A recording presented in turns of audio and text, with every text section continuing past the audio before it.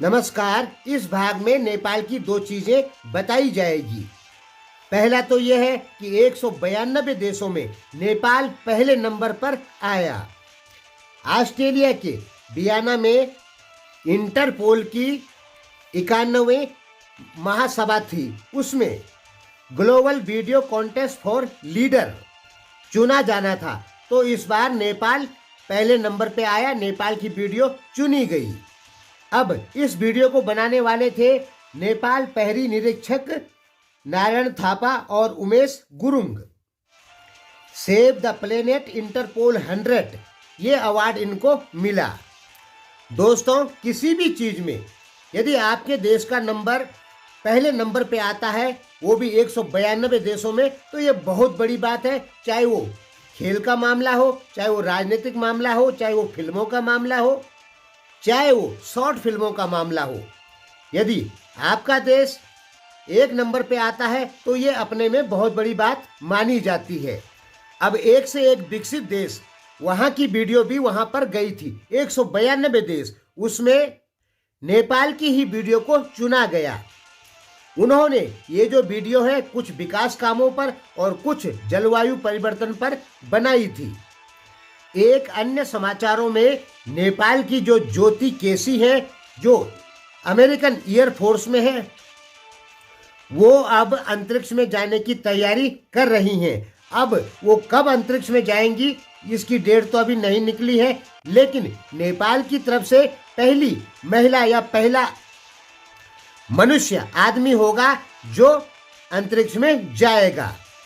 ये उपलब्धि अब तक नेपाल के पास में नहीं थी कि नेपाल का कोई आदमी अंतरिक्ष में गया हो, लेकिन दोस्तों ये तैयारी चल रही है और ज्योति केसी हो सकता है बहुत जल्दी अंतरिक्ष यात्रा करेंगी और तब नेपाल भी उन देशों में शामिल हो जाएगा जिनके यहाँ का कोई ना कोई आदमी अंतरिक्ष में गया है।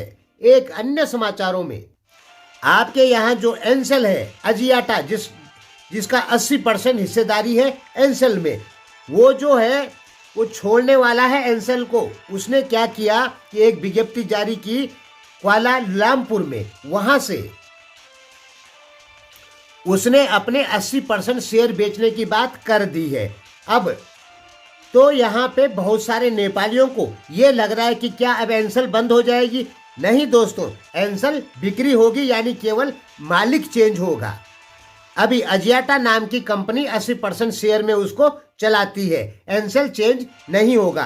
अब ये एंसेल से क्यों बेचना चाहते हैं? देखिए, इनके पास में 6 साल का लाइसेंस मात्र बचा हुआ है और हुआ क्या कि 2018 तक 19 तक भी इन्होंने अच्छी कमाई की। 60 अरब रुपए, 50 अरब रुपए अच्छी कमाई इनकी हुई, लेकिन 2022-23 का जो रिकॉर्ड आ रहा है उसके अनुसार इनकी कमाई केवल 37 अरब रुपए हुई, यानी घाटे में गई है। अब घाटे में क्यों गई? क्योंकि नेपाल में वाईफाई कनेक्शन बहुत हो गए हैं और अन्य नेटवर्क भी लगभग आ रहे हैं, जिसके कारण एंसेल कहीं ना कहीं घटा है। इस कारण एंसेल घाटे में गया। हालांकि ये नहीं कह सकते कि एंसेल को घाटा हुआ, ये कह सकते हैं कि एंसेल को ज्यादा लाभ नहीं हुआ। घाटे में तो नहीं गया, लेकिन लाभ भी ज्यादा नहीं हुआ जैसा लाभ 2018-19 में हो रहा था। तो ये अजियाटा जो कंपनी है अब ये सोच रही है कि इन शेयरों को बेच के जो पैसा आएगा उसे दूसरे देश में किसी दूसरी चीज पर इस्तेमाल करेंगे। और वैसे भी 6 साल बाद अजियाटा को एंसेल छोड़ना ही पड़ेगा, क्योंकि उनका लाइसेंस तब खत्म हो जाएगा। तो वो 6 साल से पहले इसको छोड़ना चाहते हैं और अपने पैसे को दूसरी जगह इन्वेस्ट करके दूसरे कामों में इन्वेस्ट करना चाहते हैं।